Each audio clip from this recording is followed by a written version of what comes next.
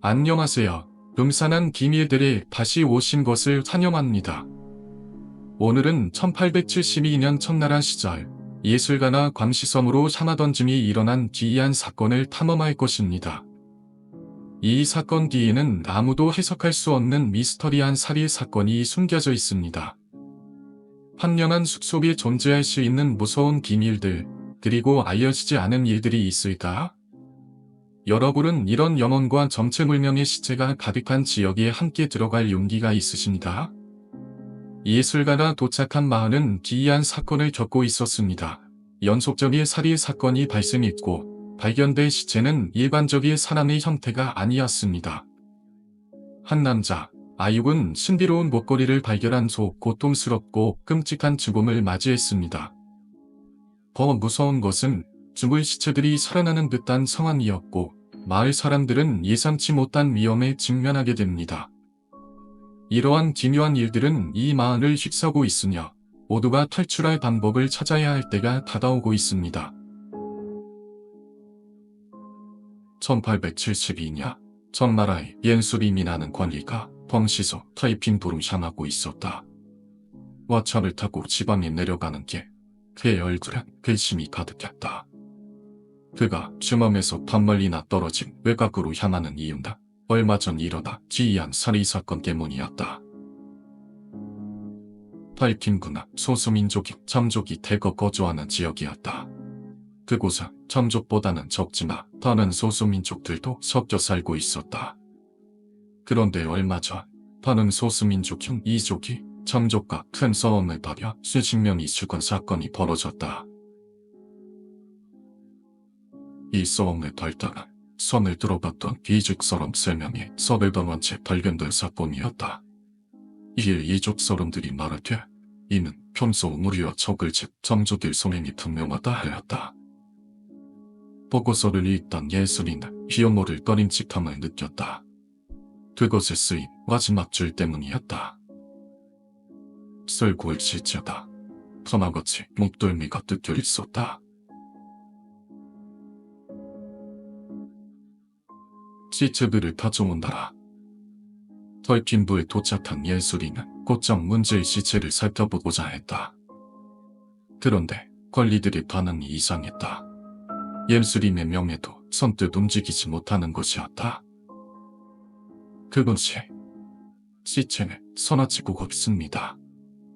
이족 사람들이 무슨 이유에서인지 말도 없이 허점이 버렸습니다. 사건의 유일한 단서가 사라졌으니 예술인은 눈앞이 탐탐했다.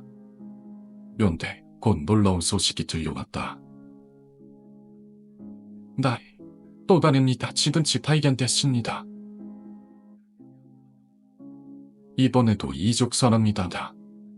아닙니다. 이번에 타이족입니다. 그런데 지난번 시체의 목덜미가 뜯겨 있습니다. 연다는 살인 사건에 예술인은 조막을 금치 못했다. 하지만 새로 발견된 시체를 살핀다면 사건의 실마리를 잡을 수 있을 것 같았다. 이에 틈은 서둘러 조사관들에게 타이족 지민의 시체를 부검케 했다. 그런데 그 결과는 충격적인 것이었다. 이건 사람의 시체가 아닙니다. 과연 발견된 시체는 언뜻 선암의 형태를 띠었으나 분명히 선암이 아닌 무언가였다. 온몸에 구멍이 막혀있고 소리는 털처럼 굽었으며 지금 지 몇 년은 된 것처럼 사지가 엉망으로 부패되어 있었다. 옌스리는 이 마을에서 벌어지는 일이 단순한 살인사건이 아님을 집단했다.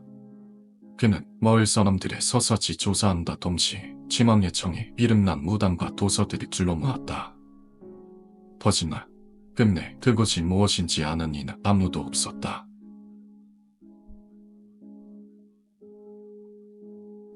그렇게 사건은 미금 속으로 빠지고 특별한 성과도 없이 시간만 흘러갔다. 옌스리는 조금이라도 이 사건과 관련된 사람들을 계속해서 조사했다. 그러던 어느 날 그 과정에서 웬 술 취한 일꾼에게 기이한 이야기를 듣게 되었다. 얼마 전 발견된 시체에 기괴한 생김을 듣고 찾아온 이였다. 지도가에서 딱 저렇게 생긴 자와 이야기를 나눈 적이 있습니다. 그는 아유 기련한 남자였습니다. 아육은 배에 실린 짐을 하였거든 일뿐이었다. 번우는 평균에 러시아에서 물건을 싣고 온 배가 들어왔는데 아육은 상자를 운반하던 중 실수 하나를 떨어뜨렸다. 부서진 상자 속에서 더 비싼 장식품들이 쏟아져 나왔다. 그런데 그 중 하나가 그의 눈에 들어왔다. 영롱하게 빛을 내는 목걸이였다. 그는 폴린 듯 그것을 품속에 넣었다. 뜻밖의 횡재를 한 아육은 주먹으로 가 술을 번화하게 마시 술값으로 낮에 군친 목걸이를 내려 하였다. 그런데 그 순간 그는 등에서 엄청난 고통을 느꼈다.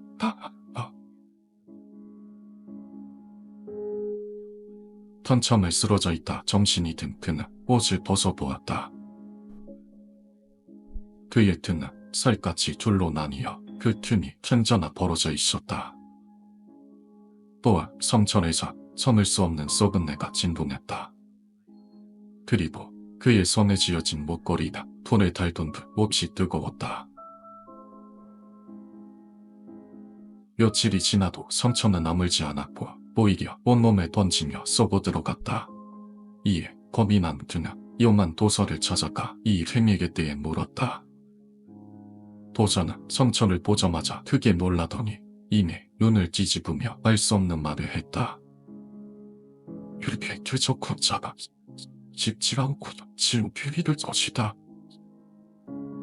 그러더니 이내 정신을 차리고 말했다.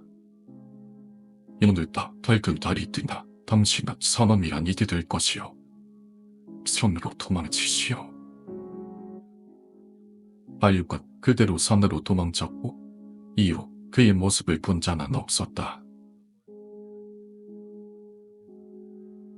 이야기를 들은 옌스리는 그가 도망친 산이 어디냐 물었다. 일꾼은 천을 들어 건너편 산을 가리켰다. 그곳은 다름 아닌 이족 사람들의 시체가 발견된 곳이었다.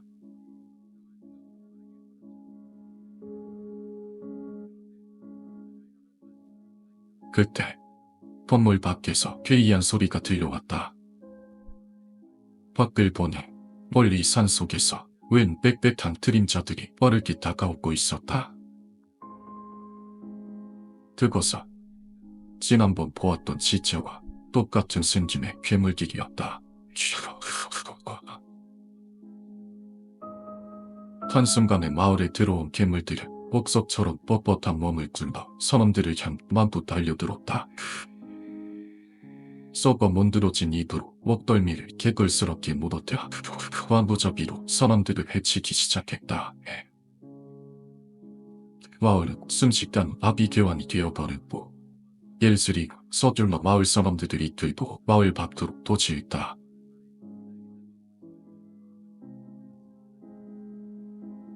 이튿날 아침 옌스림이 마을에 돌아와 보니 그곳은 미처 도망치지 못한 이들의 시체가 즐비했다.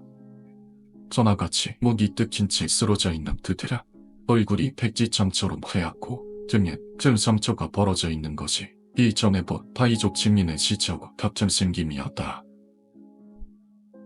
시체를 태워버려라. 번미대는 시체들이 또다시 살아날 것을 우려한 옐수리가 모든 시체를 불태우도록 했다. 그리고 괴물이 나타났던 산을 봉쇄하고 푸른 포기도 남기지 않고 모두 태워버렸다. 그러자 산중에 들어본 적 없는 끔찍한 괴성이 들려왔다. 이렇게 계속 합잖아. 죽지 않고 지름비를 입을 도시다.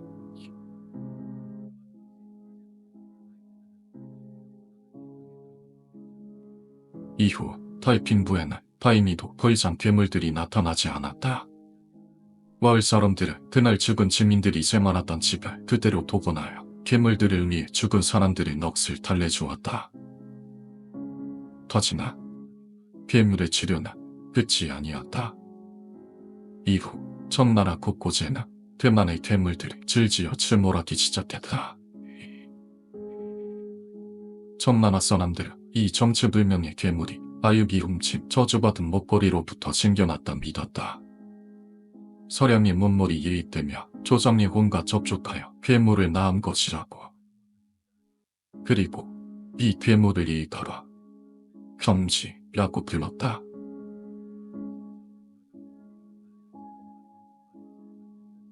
이 이야기는 실종했던 청나라 권리 옌수린의 일기장에 기록된 것이라고 한다. 또한 타이핀부 사람들이 당시이기 지금 이들이 기리기리에 지은 졸라단 아직까지도 존재한다 전해진다.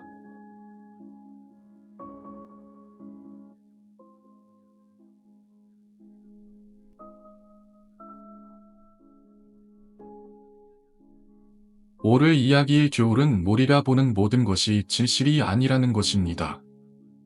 타이핀부에서 발생한 일은 단순한 산일 사건이 아니다. 죽음과 삶, 인간과 신비한 힘이 교차하는 사건이었습니다. 이 이야기를 들으며 오싹함을 느끼셨다면 음산한 기밀들 채널을 구독하고 좋아요 버튼을 눌러서 더 많은 끔찍한 미스터리를 놓치지 마세요. 아래 댓글로 여러분의 생각을 공유해 주시고 여러분은 이런 이름이 나오는 집과 어두운 기밀들을 탐험할 용기가 있으신가? 시청해 주셔서 감사합니다. 그리고 다음 이야기에서 또 만나요.